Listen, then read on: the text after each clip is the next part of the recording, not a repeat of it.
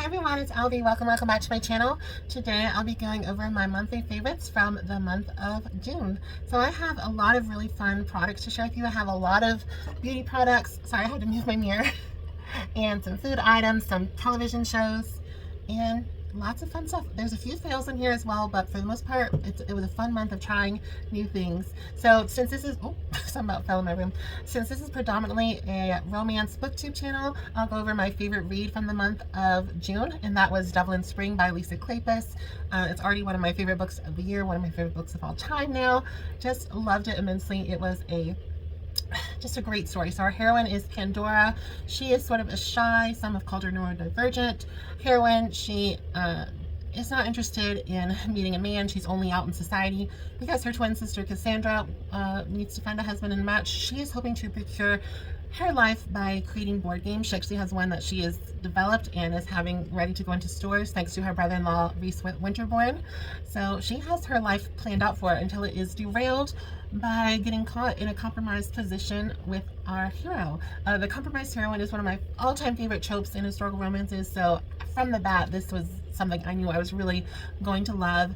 As the title sort of suggests, Devil in Spring is a sort of sequel to Devil in Winter. Our hero is Gabriel St. Vincent. He is the son of, spoiler alert, of Sebastian St. Vincent and Evie Jenner. So Evie St. Vincent. So he is their son. He has to live up to the reputation of the notorious rake Sebastian St. Vincent, and we find out just like his father, he has more heart than he admits to or would like to admit to having. So super fun romance, absolutely loved it. I highly recommend it. It's book 3 in the Ravenel series. On reflection, I think I am actually going to reread Cold Hearted Rake, which is book 1, which I did not particularly love. I think I'm going to reread that soon. But that one was pretty good. Marrying Winterbourne was a 6-star read. Devil in Spring was a 6-star read. So far the series has been fantastic. It is sort of a sequel series to the Wildflower series. I read the Wildflower series, and there is some correlations. They make a little more sense in the Lisa Kleypas verse, so to speak. So all those books are lovely as well. So if you want to join into the Omegaverse, I highly actually recommend you join a book club that is happening starting this month in July. It is with Mama Needs to Read Romance, Tiff Talks Pages, Ava reads romance, Christy reads a lot, Books with Samantha, and Rachel Reads and Sings. Everyone is partaking in the book club, and they're hosting on their channels in different orders. So July is not Mine Till Midnight. What's that? Again, the Magic with Books with Samantha on her channel. I believe it's on her channel. She'll be hosting the discussion with the other ladies on the prequel book to the Wildflower series. So if you want to join in, I think it should be a lot of fun. I hope to join in and watch in the chat. So it should be a fun time. I really did enjoy Again the Magic. So yeah. I thought I'd do that little plug for everyone if they were wanting to join. But so far, that was my favorite book from June. My notes have just gone cuckoo bananas. Let's see if I can get them back up. Okay, I have a lot of new beauty items, so I had to get a few things. I decluttered a ton of makeup either last year, I think it was last year, and a lot of stuff I have one singular item of each thing. So when I run out of something, I actually have to go to the store and buy something, either replace it or get something new, because I don't have a backup. I don't keep 6 of something much anymore. There's a few, like lips, I do keep a little bit of a library of those, but a lot of stuff, it's just the one, and I'm really proud of that. I don't like a lot of clutter, and makeup, expires, so if you're not going to use it, you really do lose it. You lose money. So I had to buy a few new things. The first is a new item, fairly new release. This is the L'Oreal Paris Panorama Mascara. I bought my color in, does it say? I can't read it. I'm getting old. Black brown. And here's the wand. It is a stiffer wand. It's not as flimsy, but you can sort of see the shape of it. And I really like it. I have small eyes, and I don't have a problem with using this one or getting it all over the place. I don't use it on the bottom lashes, but I'm missing some lashes on the bottom anyway, so I don't really put anything there. But this is definitely a win. This was a fave of the month, the L'Oreal Panorama Mascara. The only thing about it is it's a little bit expensive. I bought this one at the Ulta store because I needed a mascara that day, and it was like $15.99. Oof, and that's a lot of money for a drugstore mascara. But I really had one to try it. I'd seen wonderful reviews on it, and the wand looked interesting. Will I repurchase this? I'm not sure. I think eventually I will, but for 16 bucks, it's not my all-time favorite. So my all-time favorite which you would think I would just repurchase that one again. But I get sucked in with the whole commercials and the people on TikTok like, oh, look, I have lashes like this, you know. So I have really liked this though. It does give sort of a false lash effect. I mean, on my eyes, it's more so definition than like caterpillars on my eyes. But I do notice like I have to put on a light coat if I want it to look really natural. If I want to, because it's easy to get really full dramatic lashes with this formula.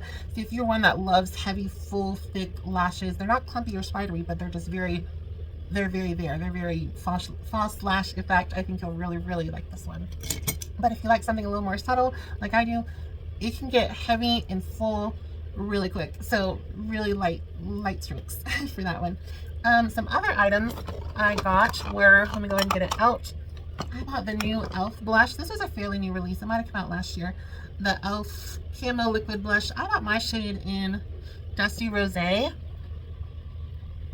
As you can see, it's not really a pink. It's really peachy. Let me put it on my hand for you as a little swatch. I'm wearing it today.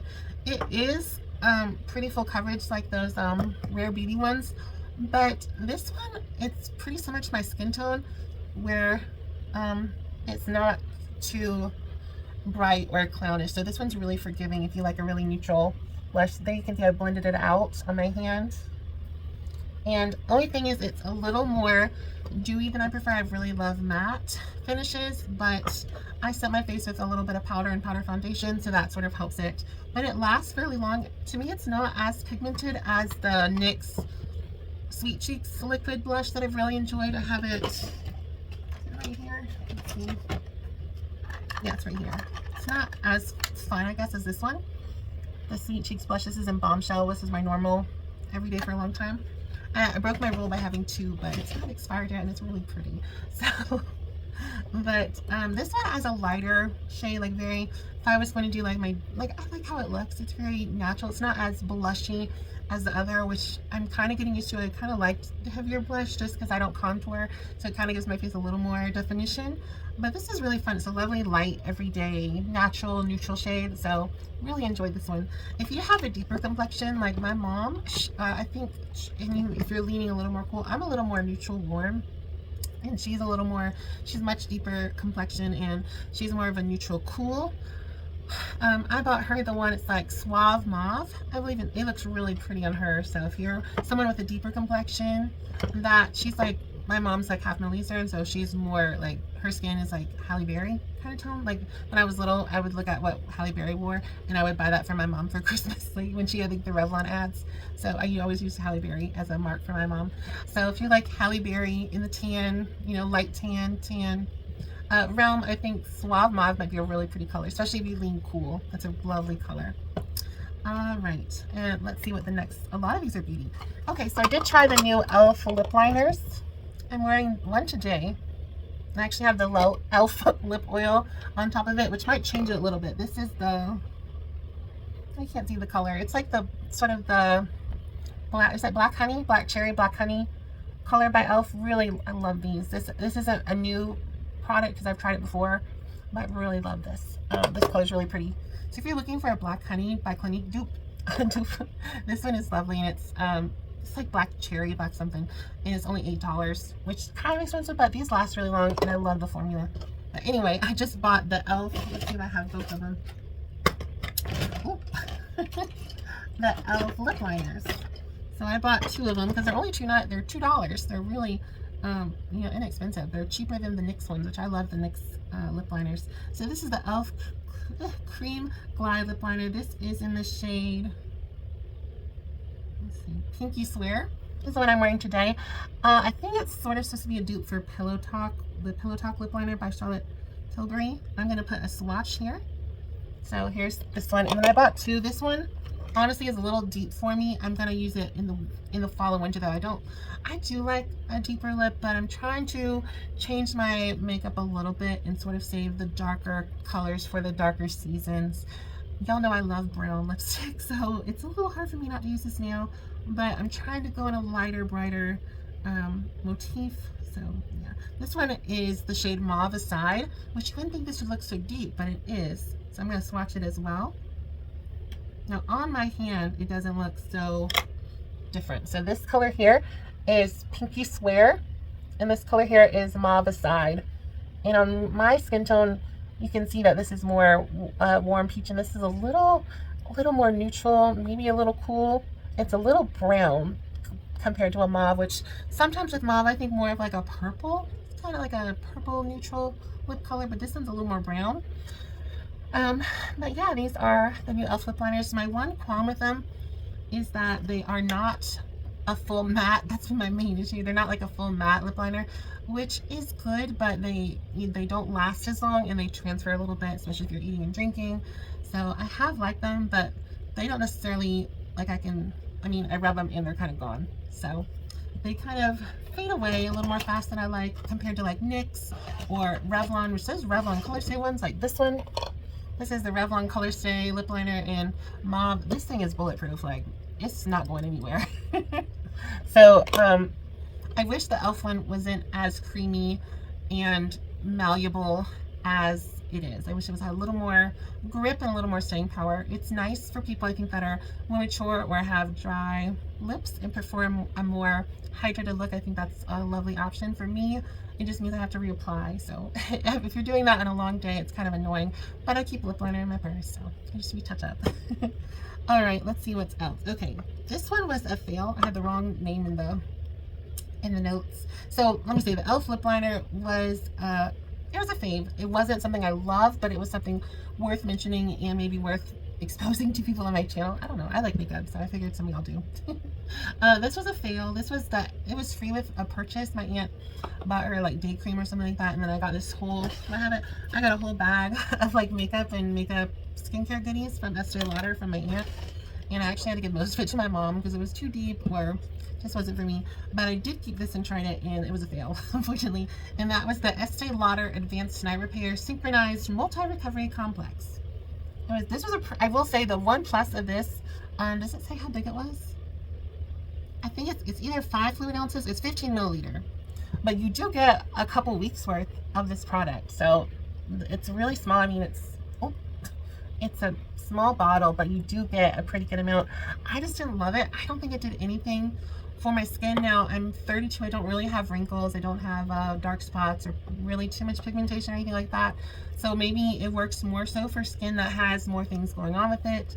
But for me, it kind of just smelled like formaldehyde, and like it almost dried out my skin, which I'm an oily skin person. So I didn't like the smell. I don't think it really did anything for my skin. I much prefer my Good Molecules hyaluronic acid and niacinamide. I just do a little couple pump, like a little dropper of each, and mix in my hand, put them on my face, and those are only $6 each. This is like, I'm gonna say the small bottle is like $50 maybe. So, you know, big price difference. I'm not fully sure what the ingredients are here that makes it so special. I'm not a chemist or a dermatologist, but my skin didn't do anything positive from it. It didn't necessarily get worse from this product, but I know how expensive this is. I didn't see it was worth the hype, so I thought I'd mention it for my viewers. All right, and I have, I'll talk about this before I do some food stuff. All right, so this is sort of a throwback Thursday favorite. I did not wear this growing up in high school or middle school, but my mom, I think, had the lotion, and I bought the body spray and put some on now because it smells really good.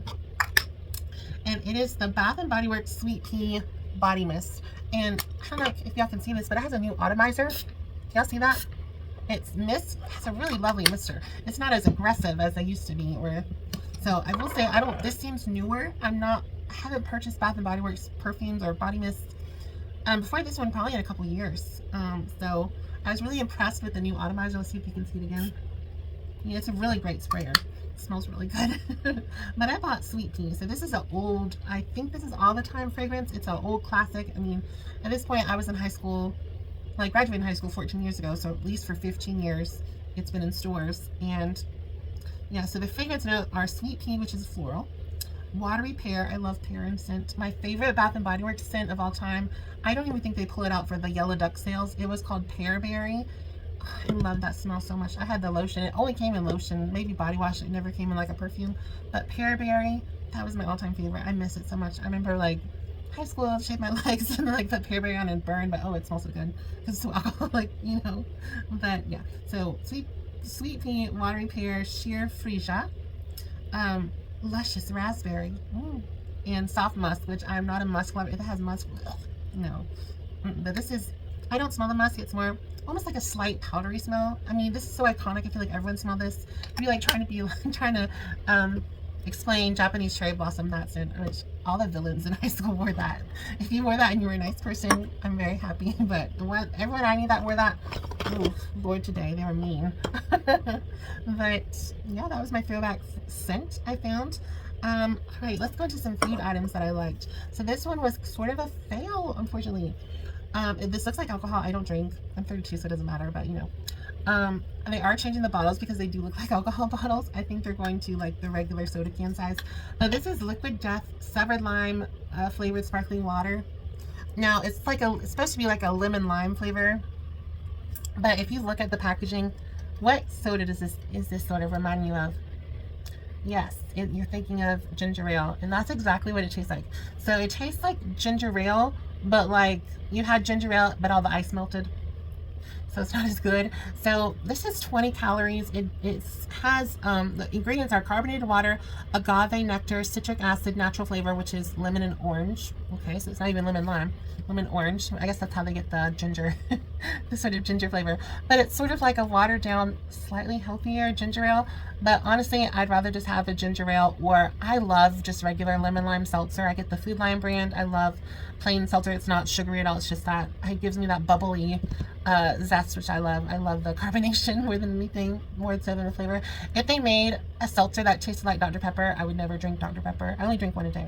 But yeah, this was a fail because I really was looking forward to it. I thought it was going to be like life-changing, and it was nothing special.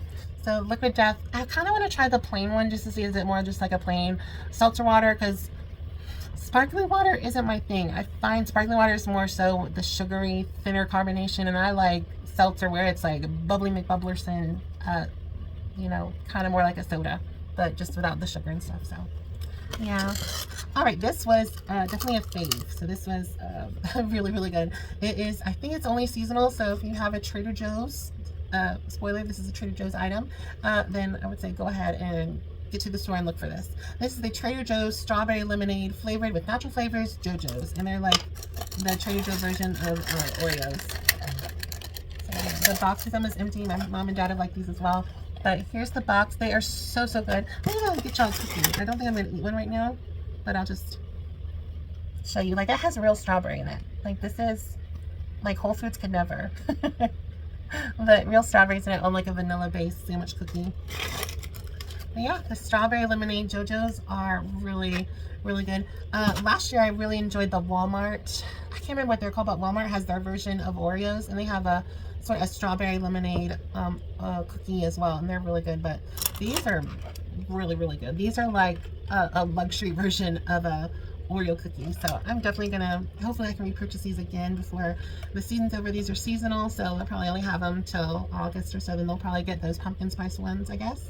But really lovely. The other thing I tried that was new at Trader Joe's, I don't have it up here, but I ate it last night and it was really good. They had dragon fruit granola with dried raspberries.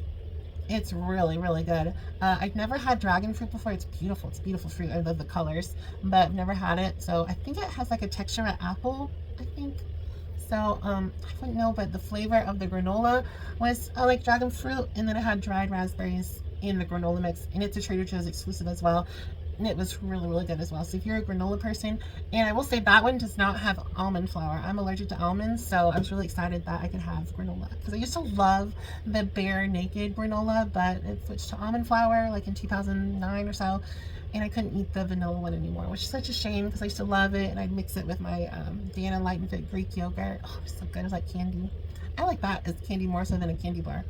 But all right. Oh, and the last thing before I forget was my favorite thing I watched, and my favorite television show, or something I watched in June, I was gonna say, was Ghosts. I rewatched it again. It was a stressful couple days, and I was like, let me find like the show I started. I bought the first season. It was only on sale. It was on sale for like $2 a while ago for streaming to buy it on Amazon. So I bought it, and I really enjoy it. It's really fun.